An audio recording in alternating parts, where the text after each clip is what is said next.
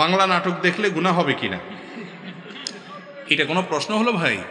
বাংলা নাটক দেখলে গুনাহ হবে মানে আপনার সন্দেহ হচ্ছে যে দেখেন কোন লেভেলে গেছে মানুষ, মনে করে হিন্দি ইংরেজি দেখলে না গুনাহ হবে, বাংলা দেখলে কি আর গুনাহ হবে?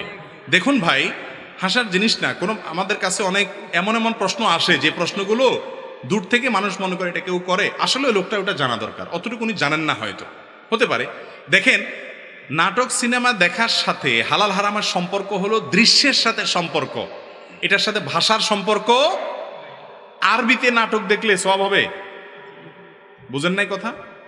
আরবিতে যদি আপনি নাটক দেখেন যে নাটকে নারী পুরুষ একসাথে অভিনয় করে, মিউজিক আছে, হারাম জিনিস আছে যেটা দেখা হারাম, এটা যদি আরবিতেও দেখানো হয় জায়েজ হবে না? তাহলে বোঝা গেল এটার সাথে ভাষার কোনো সম্পর্ক নেই। কি দেখছেন সেটার উপর নির্ভর করবে। আপনি যদি কোনো পর্নোর দিকে তাকান তাহলে সেটা দেখা কি, এবং কোনো হারাম দৃশ্য যদি দেখেন, অশ্লীল কোনো দৃশ্য যদি দেখেন, মিউজিক যদি আপনি উপভোগ করেন, তাহলে সেক্ষেত্রে সেটা কি হবে, হারাম হবে। এর বাইরে কোনো কিছু থাকলে আলাদা হবে।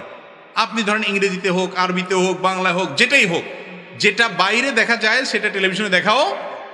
বাইরে একজন মানুষ একজন পুরুষকে একজন পুরুষ দেখছে, হালাল না হারাম? কয় হারাম।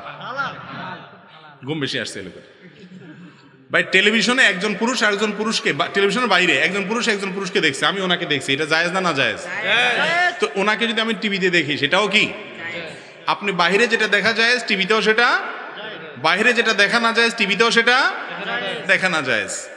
বাহিরে একজন পুরুষ একজন নারী যার মাহরাম না, তাকে দেখা জায়েজ আছে?